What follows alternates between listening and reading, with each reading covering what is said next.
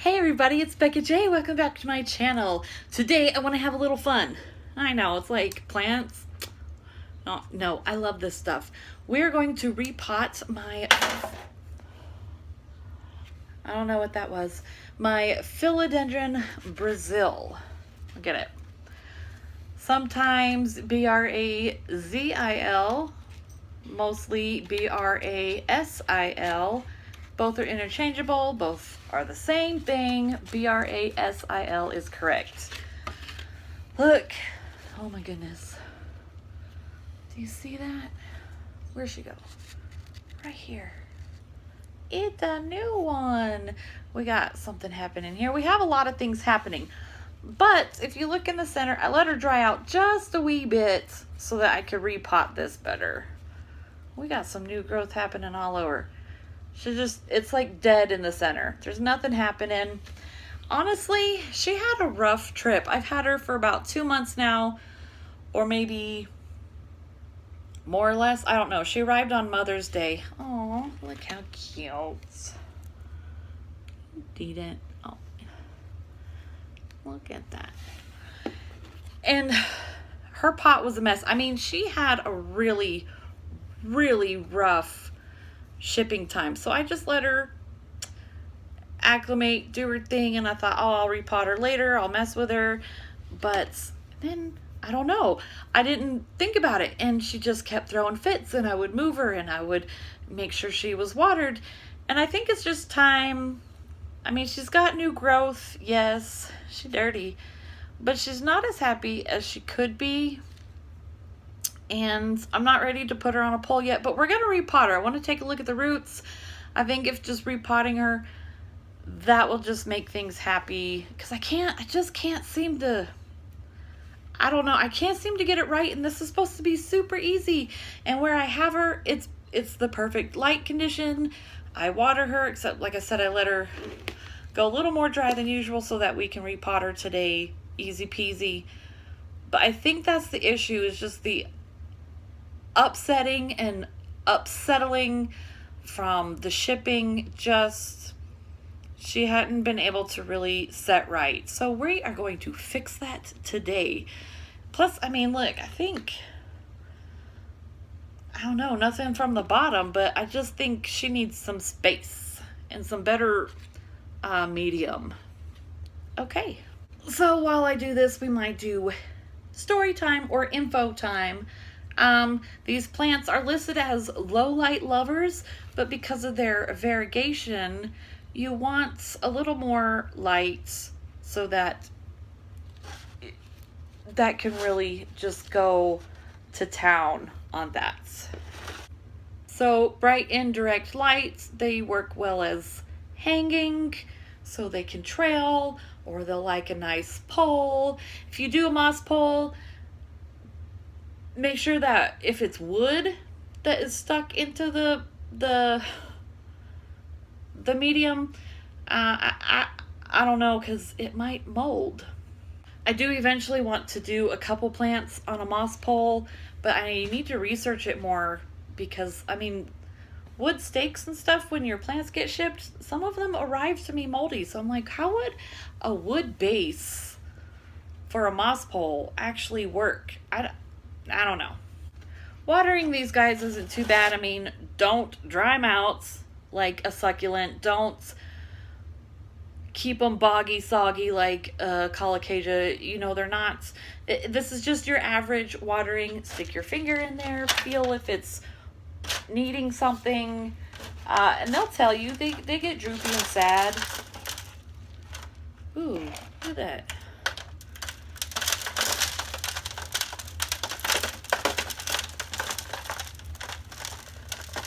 And then if you overwater, I mean, they'll tell you too. Okay. Actually, really surprised the root system is not bigger on this. So I may not have to use a bigger pot after all, but I still want to take a look in here and see what's going on. Sometimes taking a look at the roots will tell you the health of the plant. Okay, these plants like really good drainage. I'm just going to use my standard that I use actually for most aeroids, and it's pretty chunky. It's Koya. Oh look, I can put this one in its own separate thing, and we can see how it does. This is a mess. This is an absolute mess. What is happening? Well, I don't remember what I was saying. Sorry. Oh, yeah, drainage. I use for most of my aeroids anyway, I use the Koya core, whatever it's called, vermiculites, orchid bark. I actually like, I'm in a small town, so orchid bark's really hard to get a hold of. So I actually go to the pet store and I get the reptile bark, which is really close in the pH anyway. It's organic, it's all natural. And I like it because it's not as chunky. Some of my smaller plants, having the super chunky orchid bark, it just doesn't work. It's almost too airy. And then let's see what else. The horticulture charcoal, not charcoal like you would use for your grill, but it's like big chunks of activated charcoal pretty much. Let's see, vermiculite, I said, cactus. Oh, the cactus succulent soil, I'll add a little bit of that in. Worm castings. And every time I do a video and I tell you what I use, I always feel like I'm forgetting something. I don't know. Okay. We have another one here. So yeah, we have another one. This is a hot mess. Oh, poor thing. I'm glad I opened her up to check her out, because I was like, what is happening? And now I can have more than one and put them in different parts of the house, and then I could see how they do, you know, because I'm like, I know I care really good for my plants. I don't often kill them unless it's neglect. Yeah, because I've finally been learning about watering and everything. I'm much better with that, but I'm just like, there's something going on with this plant and it's not happy.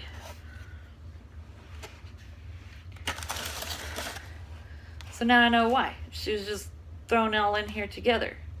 It's okay. Becca J to the rescue. So we could talk about care. Fertilizer, whatever you use. I use diluted fish fertilizer. All my plants really seem to love it, and I dilute it even more than what the package says to do, because I just don't want to, I don't know, it says no burning, but I don't want to burn my plants. Some of them I paid a lot of money for, and I put a lot of heart and work and time and energy into these things, and then to burn it by loving it too much, I'm not a fan. These plants love high humidity, but they'll do just fine in regular humidity in your home. You know, you don't have to go and make this greenhouse in your house just for them.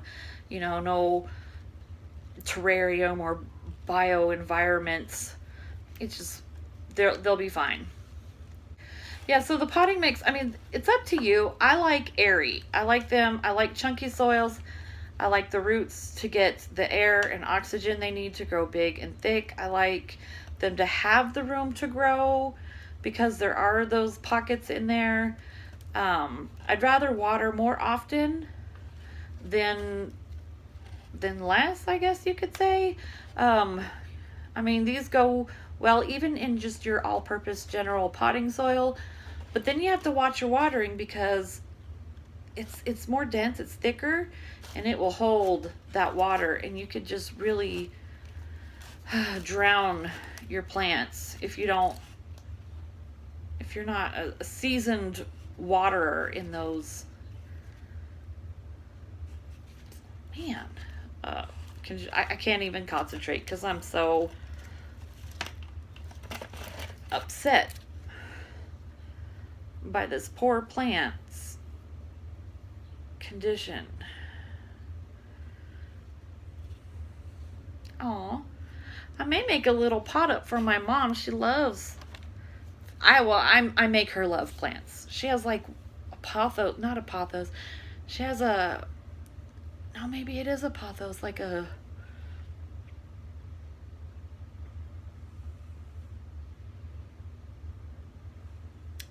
I don't know. Maybe it's some sort of philodendron. I don't know, but she has one and it's huge and big and bushy and full and she loves that thing. And I'm always like sending her pictures or showing her my plants or getting her a plant. She's just like, ooh. So I think since she can handle a philodendron, I mean, come on. I think I might make her a little thing of this so that she can have something variegated because these are just so pretty. I love the variegation on these. And then the shape of the leaves, you know, it's this heart-shaped almost with the extreme tip. I love it. She was just talking to me about that today. She's like, all these heart-shaped plants are so popular lately. I'm like, well, most of them, that's just... that's how it goes in the aroid world. You've got hearts and arrows. Propagating these things are super easy. You could cut them, you know, at the node, throw them in some water and be good. I personally don't like to just propagate in just straight water.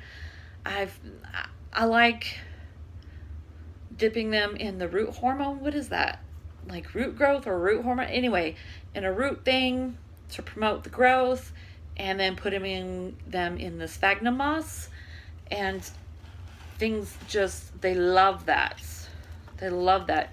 If you do that, make sure you know what you're doing with that because you don't want your moss to be soaking wet. So you'll soak it and then you'll squeeze out the excess. And then you plant your stuff up. And then just keep a steady mist on it. Not steady mist, but like every day I'll go and spray just so it has moisture continuously, but it's not wet, but it won't dry out. And I have some Addisonites that are just really responding well to that. And if you notice it's getting sparse or leggy, I mean, you could trim back. Don't be afraid to cut off some of the old stuff and help promote new growth. You know what? Let me focus on this and then we'll talk. Hold on. I mean, she's a mess. And I'm trying to get these all separated without causing injury. That's like trying to bleach your hair without causing any damage. You just... I feel really bad because before doing this video, I should have taken a look at her. I didn't realize she had so many new growth trying to come through, and I should have let her rest. Because that's like if your wife or whatever is in the delivery room trying to squeeze out a baby, and you go busting in there and like, hey babe, get off the bed and go make me a steak dinner. You know, you're just... It's gonna be... It's not a good idea. So when they're trying to have babies, just leave your plants alone. And I should have realized, I should have paid attention and noticed there was more going on. Hopefully this won't upset her too much. But yeah, see, it looks like they just took a bunch of cuttings that had started to root and threw them all in a pot. And it didn't do well on the shipping. And people do that so you get a fuller plant without having to wait forever. But still, this poor thing, it just had a rough ride. And I feel bad for making her wait 2 months for me to dig around and help her out. Still working on it. Okay, so since this baby is variegated, you can always try to cheat and control what she's gonna throw. You know, you can cut off just the green stuff. If you want the more variegation, you can cut off the variegation. You just want to make sure you research it well. Because if you start cutting all the wrong things, and in order to promote the next leaf, say to be variegated, well, you may end up with like all this. She's got just a tiny bit of green right here, so she's able to sustain a little bit, but you could end up with a leaf that has no green and then can't survive. Or if you cut the wrong stuff, and she'll start throwing all green leaves, which means she'll just revert back. And reverting is okay, I belong to some Facebook groups. Don't talk about reverting on there because you get some angry people. A lot of people believe in reverting, and I mean, it does happen. It has to do with light and how you take care of these. But the variegation of this plant is actually in its genetics.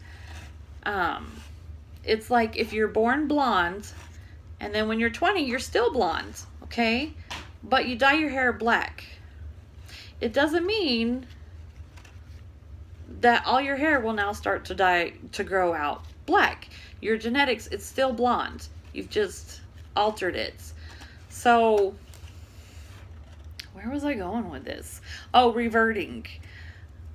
So the great debate that people are always talking about, if you accidentally got your plant to revert through cutting or the wrong, like not enough sun, genetically wise, if you put it back in its right conditions and start treating it the way it's supposed to, it'll start throwing those variegations again. So I know that's a big deal in the pink princess world for the philodendrons, is the reversions. And man, they get to be some heated conversations. But then people show pictures. They bought a reverted pink princess, or their pink princess did revert, and then they put it back into the proper conditions to make it throw pink, and it does. Because it's the genetic of the plant. And then some people are like, no, I can't ever get it to do that. I'm trying to see if this all is one. I don't think this is one big ball. Okay, let me finish this up because I'm... Okay, so I got it all done. Okay, that plant had 12 rooted cuttings all thrown into the pot. This one here is the biggest one, so that's great. I think I actually like this on its own. It's really pretty. I'll probably put this in its own little pots because I like it. 12 in this poor little thing. They were so tangled together. That's insane. I could see like 4 or 5, but that was a lot. That's fine because I mean the plant cost me $30 and now I've got a lot.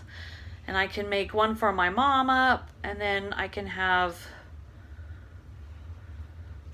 what? So out of those I can make like 3 or 4 more plants. I love this though. Look at that. She was not happy, but the roots look good. They got some dirt stuck to them. But yeah, you could see it was a rooted cutting. I mean, that's how it is. You propagate, but I mean, come on, that many in one pot? Poor thing. I don't know. It's just not right. It's like having a really small bathroom and 4 people being in there all at the same time, and you're just like, weenies in a package. Okay, so let me see what I'm gonna do real quick, potting wise, and then I'll get the pots. Luckily, I have extra pots because I'm not gonna put all of those back into one pot. So I'll be back in just a minute. Okay, so I can actually make quite a bit. I'm gonna start with this one all by itself. I love it. It's so pretty. The root system's not as big, so I have chunky medium, so it should do okay. This is what I plan on doing. I'm hoping the pot isn't too big. But yeah, and then this one can go in my living room. And then the rest I'm just gonna put in these little ones. I'll put like 2 in each or something. Yeah, so give me just a minute and then we can look at what I've done. Oh no, I really think this pot's gonna be too big, but I will keep an eye on it. And when you use chunky soil, it's really hard to like make the well for the roots. It's kind of let me pour some out. Okay, we're gonna add some mosquito bits because the gnats are out of control and it's time to be proactive.